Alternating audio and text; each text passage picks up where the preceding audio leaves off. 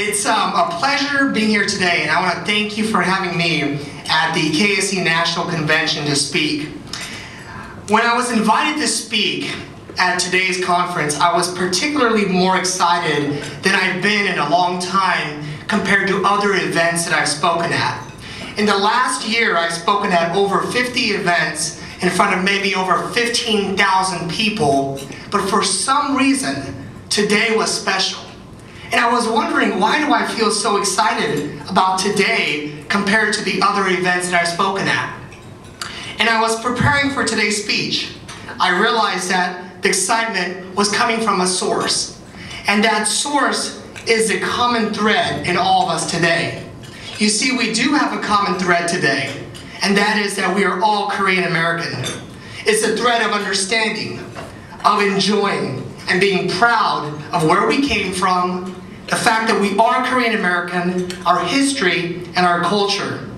But the question is, has it always been a smooth ride? I would conjecture that if your story is anything like mine, that it's probably been full of ups and the downs. I want to share a quick story with you. When I was trying out for The Apprentice, I started out one of 800,000 people. And they narrowed it down to about 100,000 people. And then narrowed it down to 10,000 people. And a couple thousand people, and down to 100. For 4 months, I had to go through a very rigorous screening process, none that I've ever been through in my life. I had to take a 5,000-point personality test administered by a Navy SEAL to see if I was mentally tough enough. And this personality test had filters that were built in that if you were trying to be someone you're not, it would catch you while you're taking the test, and they would say, please leave. I had to fill out an application that was about 2 inches thick and asking me questions about my wife, my family, my business experience, my academic experience, everything about me. I had to go through an FBI and a CIA background investigation. And yes, I'm clean, I'm okay. I had to take an IQ test that was timed with 50 other individuals in the room. I had to meet with 2 doctors, 2 psychologists, and they would grill me with questions to get in my head to figure out, is this guy really who he says he is? I had to go through so much and actually debate hundreds of people across the nation in front of Donald Trump, in front of Mark Burnett. It took a lot to get on the show. But I want to tell you one vivid story, a vivid moment that I remember more than the IQ test, more than the personality test. One day I was on 520. We all have driven on 520. Good and bad, right? And I get a phone call from a 310 area code number. And I answer the phone. And it's Burnett Productions, and they say, James, we want to congratulate you and ask you to come down as one of the finalists on The Apprentice.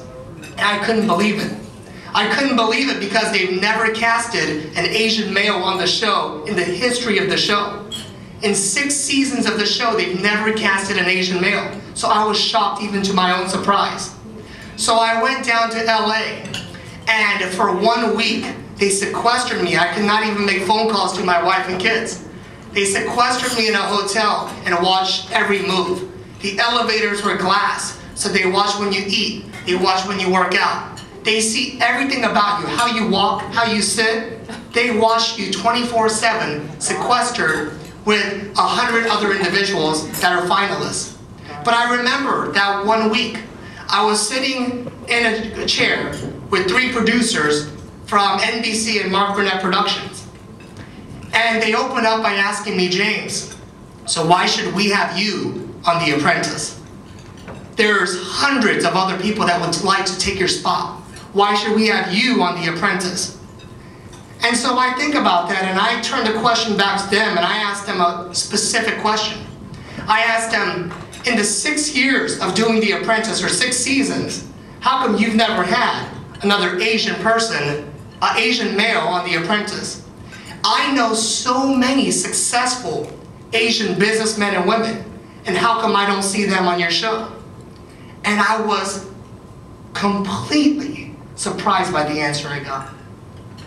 I was completely shocked by the answer I got. The producer looks at me straight in the eye and he says, "Well, you people don't make for very good TV." And I said, "I'm sorry, excuse me?" He said, "Well, you people don't make for very good TV." And remember, this is in 2007, this is not in 1977. He says, "You people don't make for good TV." So I sit there, I let it soak in. And I'm trying not to get up and punch him, right? So I asked him, "Well, you know what? I've actually seen other shows like Survivor and you've casted Asians on there."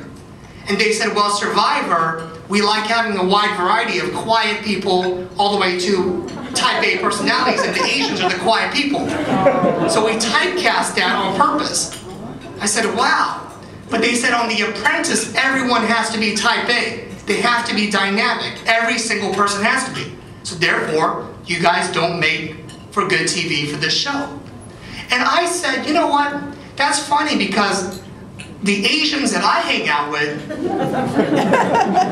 are not so quiet, are not so background people, but they can be very much leaders. They are forefront people." I said, "Maybe you guys have the wrong idea of Asian Americans, and maybe you're feeding into the system of typecasting and stereotyping us Asian Americans." And they didn't know really what to say after that. But at that point, I could have made a decision.